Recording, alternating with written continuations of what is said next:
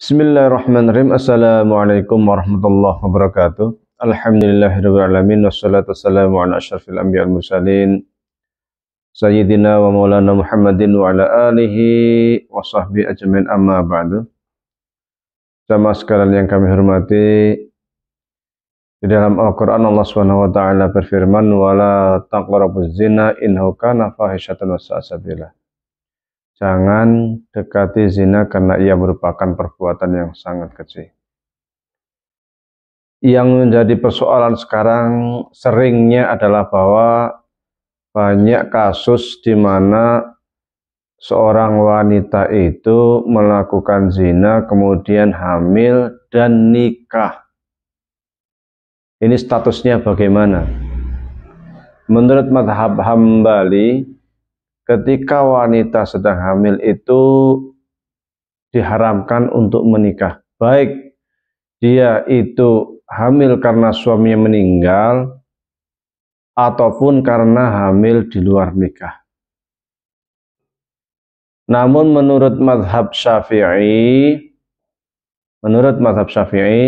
sah seorang hamil di luar nikah untuk kemudian dia itu melangsungkan akad pernikahan. Jadi nikahnya sah. Yang menjadi persoalan adalah ketika ia menikah, bagaimana status anaknya itu sendiri. Di mazhab Syafi'i dikatakan memang secara pernikahan nikahnya sah, namun anaknya tidak dapat dinisbatkan kepada ayahnya, sehingga nasabnya terputus. Dia nasabnya ke ibunya. Bahkan lebih ekstrim lagi dikatakan bahwa karena ini tidak dianggap sebagai anak dia, maka bisa saja seorang ayah itu menikahi anaknya sendiri. Karena dia dianggap anak itu ketika ada tali pernikahan secara sah. Sementara ia mengandung itu di luar pernikahan yang sah atau di luar pernikahan.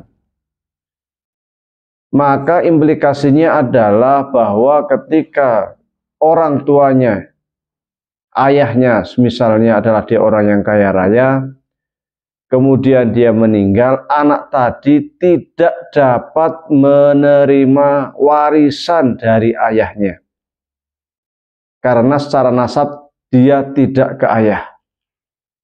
Sekiranya anaknya perempuan dan hendak menikah, maka ayahnya tadi itu, karena dia juga berasal dari pernikahan atau hamil di luar nikah, maka ayah biologis tadi tidak berhak untuk menjadi wali nikah. Ketika hendak menikah harus diserahkan ke wali hakim atau KUA untuk menjadi walinya. Bahkan ayahnya sendiri itu tidak punya hak, ayah biologisnya tidak punya hak untuk memberikan nafkah, tidak punya kewajiban memberikan nafkah kepada putrinya atau anak-anaknya. Jadi implikasi dari anak di luar nikah ini sangat besar.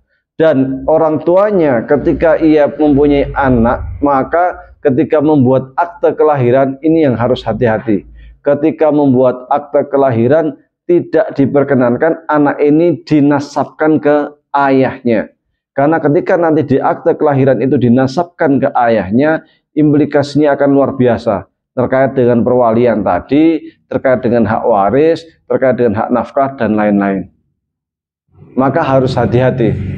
Maka memang dari awal dikatakan bahwasanya hukum perzinahan ini sangat berat. Karena memang implikasinya luar biasa. Hukum yang berlaku di Indonesia, di KUA ataupun pengadilan agama memang membolehkan. Jadi karena mengikuti mazhab Syafi'i nikahnya sah. Cuman harus hati-hati terkait dengan status anak tadi, harus jelas. Jangan sampai kemudian nanti ketika lahir kemudian dibuatkan akte dinisbatkan kepada orang tuanya, ini bahaya melanggar syariat Islam. Barangkali demikian, kurang lebih mohon maaf. Assalamualaikum warahmatullahi wabarakatuh.